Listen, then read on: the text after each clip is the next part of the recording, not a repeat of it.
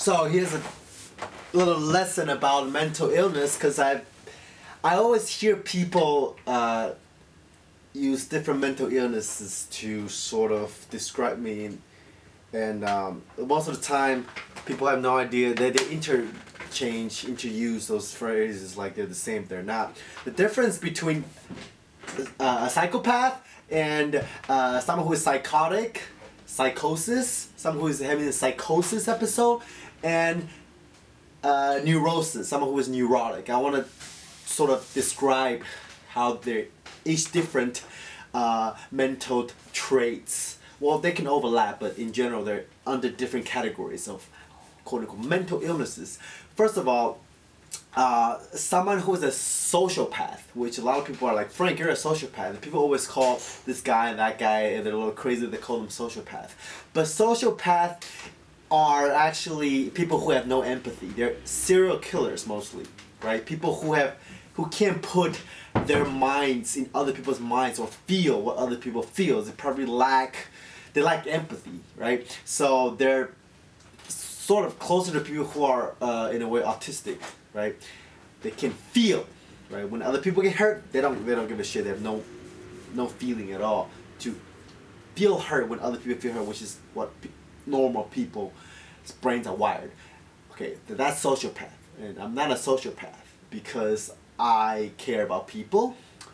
I guess you can call me a sociopath in the sense that I like to make videos that sort of, penetrate people's minds without really giving a crap what else goes on in there after I get inside your head. In that sense, yeah, I'm an artistic sociopath, but like I'm not a sociopath. Like clinically, I'm not gonna. If someone gets hurt, I'm not just gonna like laugh or walk away.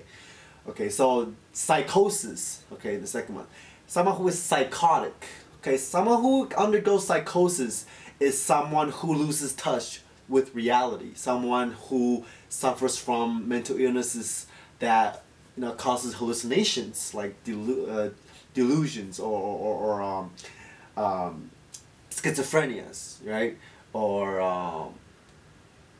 and bipolar disorder, when you get really depressed or really manic, you sort of lose touch with reality. You live in your own world.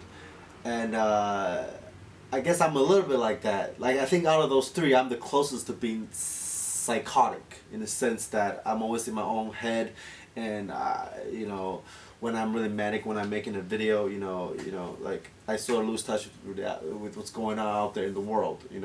A lot of artists and writers are a little psychotic. Okay, that's why a lot of artists, their creativity are actually fueled by their ability to fantasize and detach themselves from reality. And if there's always you gotta find the balance. If you're too extreme, then you become schizophrenic, and if you're schizophrenic, you completely lost touch with reality, where reality and fantasy becomes one and the same, that you can't really create. Because creativity or creating artwork is about bringing what's in the mind out into the world, right? If you can't distinguish between the two, then there's nothing to create, there's nothing to bring out. Everything's a fantasy for you. Everything's, you know what I'm saying? If there's no line, you can't cross, right? Let's see. And third mental condition that I want to discuss is neurosis. Elliot likes to say he's neurotic, which I believe he might be, right? Someone who is neurosis is it's kind of opposite in a sense from someone who is psychotic. Someone who is neurotic is completely he's too attached to reality. He's always worrying about what other people think of them. He's always anxious about what's going to happen. Someone who is OCD is pretty much a classic case of someone who is neurotic. He's always checking the door to see if that it's locked. He's always washing his hands. So in a way, he's obsessed with reality. He's obsessed with the way that how things should be, right? So that's neurosis. He's always trying to control things, right? So anyways, that's the difference. Like, I can get into more of this stuff, but like a lot of times people don't know the difference between different mental illnesses. It kind of bothers me because each mental illness should be respected, not confused, right? You don't want to confuse Jane with Jenny. You don't want to confuse Elliot Halls with Kelly Muscles, right?